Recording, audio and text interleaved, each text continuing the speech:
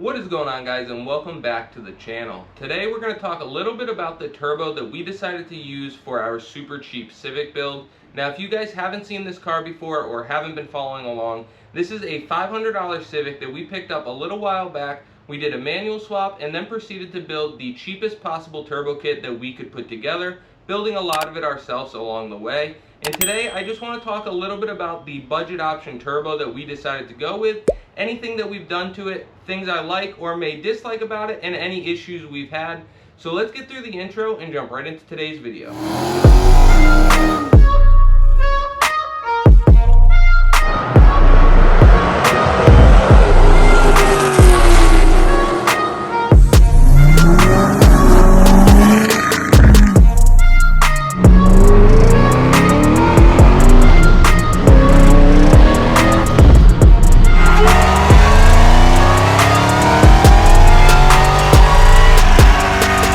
Now that we've gotten through the intro, let's talk a little bit more about the turbo that we decided to go with. I'm going to put some pictures and or videos up on your guys' screen so that you can check out the turbo before we slapped it on the car. We decided to go with a Maxpeedingrods TO4E billet wheel journal bearing turbo with a 0.57 AR housing because I wanted to give this little JDM D15B every chance it had to spool this thing up, and so far it's been working out pretty good. But we did make some modifications to the turbo before we slapped it on the car. I wanted to port match the exhaust housing to our turbo manifold and gasket, and then I also went ahead and ported the entire compressor housing, and personally I think it came out pretty good. If that's something that might interest you guys, you can go back on the channel. I did a whole video dedicated to porting and getting this turbo cleaned up and ready to go on the car, and I've been really happy with how it's doing, and I personally think that it had to have made a difference in some way, shape, or form. If you see that video, we took a lot of material out, so I definitely think it had to have helped a little bit. But now that you guys know what turbo we decided to use, let's roll this thing outside, take it for a ride. I'm going to show you some of the characteristics of it, how it drives, how it acts on this little 1.5 liter, and we'll also talk about any things that I like or dislike and any issues that we've had with the turbo so far. Alright guys, so now that we're taking this thing for a ride, we're going to talk a little bit more about how this turbo has been to run so far. So far, it's been a really good piece for us. As I had mentioned, we did go ahead and port this thing, and I'm not sure how much of a difference the actual port on the compressor housing made, but on the exhaust housing, I definitely think it made a difference because where the flange would go from our manifold into the turbo exhaust housing, the exhaust gases would have pretty much had to have hit a brick wall before continuing to flow. So by smoothing that out, I definitely think we helped it spool up a little bit, because as of right now, our sizing seems to be pretty much spot on. It lights this turbo pretty decently quick for how small of an engine we're working with, and it seems to be pulling pretty steadily through the curve. If you guys seen the dyno video, it made pretty decent power for what we were doing with this thing. So driving it around as in like a daily form, this thing does phenomenal. You can daily it. If you're on the highway going up a hill and you're in 5th gear, if you lay into it just a little bit, it'll start spooling this turbo right up, which has been really nice for driving this thing around. I've actually been driving it quite a bit because A, it gets killer gas mileage, and B, it's pretty fun to drive. So honestly, I've really enjoyed driving this thing. But you can see I'm gonna lug it right here, and then you lay into it.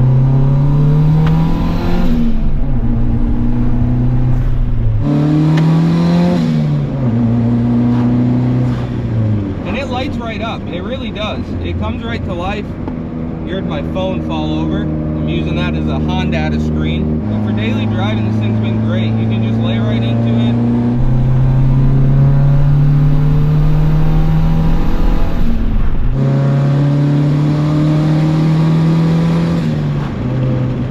And it's right there for you.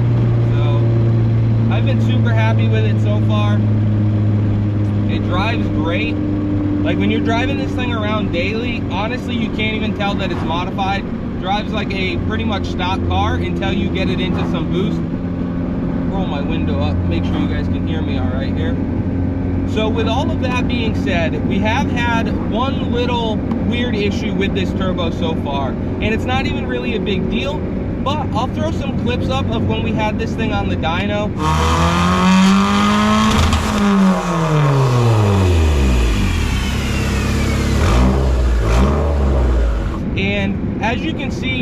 would let off after making a run, after the turbo was making some boost, the turbo would smoke some. Now, it is a journal bearing turbo, and usually with a journal bearing turbo, you wouldn't need to run any type of oil restrictor.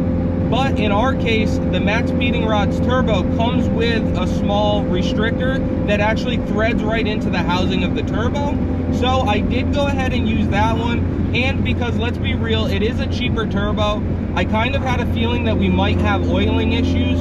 So what I did was, when I picked up the adapter for the 4AN oil feed line going to our turbo, that was also a restrictor, more of a ball bearing style restrictor, a very small one. So I opened that up to about the same size as the oil restrictor that came with the turbo from Maxpeedingrods. So it's basically double restricted. The oil comes through the oil feed line, has to go through our first restrictor, fill up a small little area between where our restrictor is and the threaded in restrictor that came with the turbo, and then it's restricted again as it goes into the journal bearings for the turbo. So I was hoping that that would pretty much eliminate all smoke, but we do still have a little bit of smoke when you let off on D-cell. Nothing crazy. When you're on the street, you honestly really don't even notice it, but when it was on the turbo, that was something that we noticed. So I wanted to bring it up to you guys, just in case you guys are planning to run one of their turbos. You know that it might be a little bit smoky on D-cell, even with the proper restrictors, and in our case, over-restricting it, in my opinion. But other than that, the turbo has been working perfectly fine. Like I had mentioned, we did go with the billet wheel. I'm not sure how much of a difference that really makes, if at all, to be honest with you. But personally, I went with it because it looked cooler. So take that with a grain of salt. You could probably do the same thing with the non-billet wheel, pretty much the same turbo, but we just decided the turbos are already so cheap, we might as well go with the better option, in my opinion. So that's what we decided to run on this thing. And like I said, so far, it has been a phenomenal daily driver. Now, with all of that being said, this video is mainly about this turbo, but I did want to take a quick second and just mention that we are running a $100 intercooler off of eBay, and honestly, it has been working perfectly with our setup, especially for $100. So if you guys are trying to do a build like this, don't be afraid to get some cheaper budget parts. Look them up, see if they seem to be a decent product for the price, and don't be afraid to use them to get the car out and running. Because once you get the car functional and you're out having some fun with it, you can always upgrade those things to a name brand later if you want. Like our wastegate, we're using a super cheap wastegate off of Amazon, and it's been working perfectly fine. Is the longevity there? We're not sure yet, but I'm gonna guess probably not. But it gets the car out, it gets you in the car, and it gets your project out of the garage. So I'm a huge advocate for just getting the car out there, getting it out of the garage, go out and have some fun with it. You can always tinker with that stuff later. As long as you've got the car running and driving, you can get out and have some fun, and you're a lot less likely to lose motivation with it.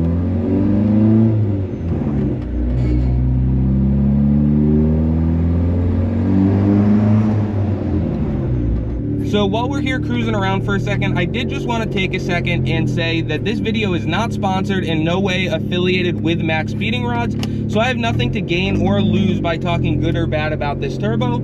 I just wanted you guys to know my honest opinion of this budget setup and how I honestly feel about it.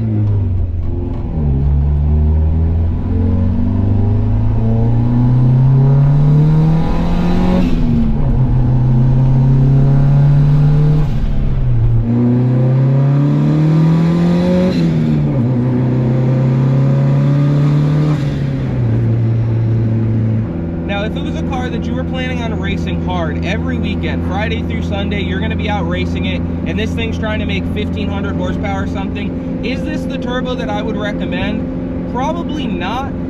The super budget turbos, honestly, if you're pushing them that hard, I don't expect their life expectancy to be there, but I could be wrong. I've never done that with a super cheap budget style turbo, but if that's the route you were going to go, I would definitely plan on having spares. Now, if I was trying to make 700, 800, 900 horsepower on something like my GTO, which is currently pro-charged, I wouldn't hesitate for a second picking one or two of the Maxpeedingrod turbos up, making the kit and running them. I think they would do just fine for what I do with the car, occasional race and a lot of street and cruise miles. But like I said, if you're really going to be ragging on them and trying to get every last bit of performance and longevity out of your combo, you might want to look into doing something a little bit differently. But as far as just getting a car together, getting the thing turboed and out of the garage and out having some fun, I would 100% recommend picking up whatever turbo that you can afford.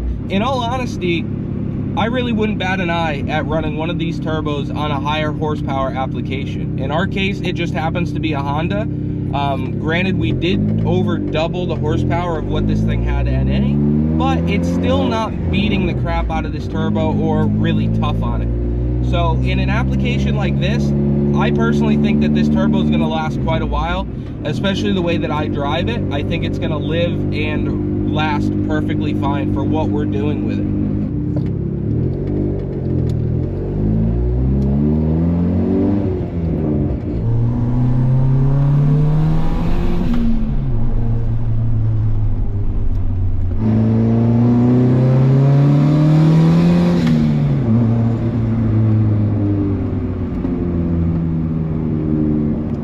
With a better display. My phone keeps flopping over, but this thing really has turned out to be the perfect streetable turbo for this combo.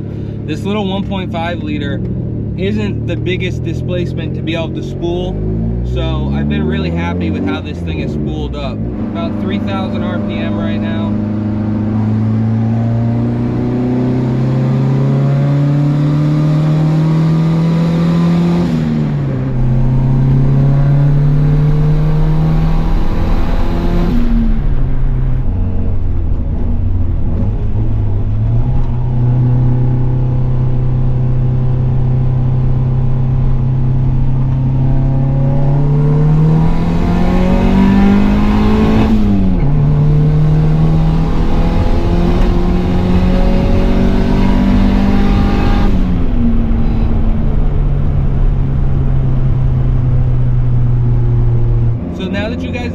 This thing behaves on the street. Let's go back to the house. I'm going to show you guys how I have everything set up and plumbed, and we'll talk about it a little bit more. So now that we're back at the house, I want to give you guys a quick look and quick rundown of the setup, just in case you haven't been following along on the build videos. So we're going to go ahead and start off right on top here with the oil supply.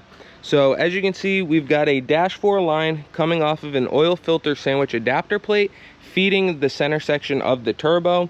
Now this is that secondary restrictor that I had mentioned earlier in today's video. We've got the restrictor that came with the turbo threaded down into the center section where it belongs, and then I went ahead and drilled this one out to match the same orifice size, so it's basically double restricted with the same size. Not sure if that really makes much of a difference, but I wanted to go ahead and give it a try. So then for the drain, we have a dash 10 drain line coming off the bottom of the center section going directly to our oil pan, which you can see right here behind this heat sleeve. So on the compressor side, like I had mentioned earlier, we did decide to port and clean this guy up, get rid of any marks from casting, any blemishes or seams like this right here, and just get it cleaned up. I also decided to make a screen filter just to keep any big bugs or rocks or anything like that out. Just use some window screen from a house, some electrical tape, a silicone coupler, and a hose clamp. Then it goes from the compressor housing into our intercooler piping. Might be having a hard time seeing that down in there because we painted all of it black, but we decided to go with 2.5 inch. We ran it out and around down to our intercooler, which is again an eBay special. It's a 4-inch core with a 3-inch inlet, 3-inch outlet that then leads up and around here and over to our intake manifold. So then we've got the hot side of the turbo. Now for the hot side, I decided to pick up a cast manifold because I didn't want to deal with the super thin eBay ones that crack a lot. This one is also from eBay, but it seemed to be a pretty good piece. Make sure to go back and check out the previous build videos where I go into detail on all of the parts that we used. But like I mentioned earlier in the video, I did decide to port the exhaust housing of the turbo to match the outlet of the exhaust manifold so that the exhaust gases had a nice smooth transition into the compressor housing. Then from there, I picked up a 5-bolt flange adapter that adapts over to a 3-inch V-band so that we could make our 3-inch downpipe and full 3-inch turbo back exhaust, which has been working out really good for us so far. It sounds pretty good, and this turbo has been acting perfectly with it. So far I've been really happy with this turbo in general. And like I mentioned before, I'd be more than happy to run this turbo again on any other project that we might pick up. So I've been really happy with it so far. If we have any issues with it in the future, I will make sure to post about it and let you guys know what we run into. But as of right now, I would run it again, and I would not hesitate to pick another one up. So as always, I hope you guys enjoyed today's video. Don't forget to like, comment, subscribe, ring that bell, and check us out on all of our other social media platforms: Facebook, TikTok, and Bought to Build Official on Instagram. And we will catch you on the next one.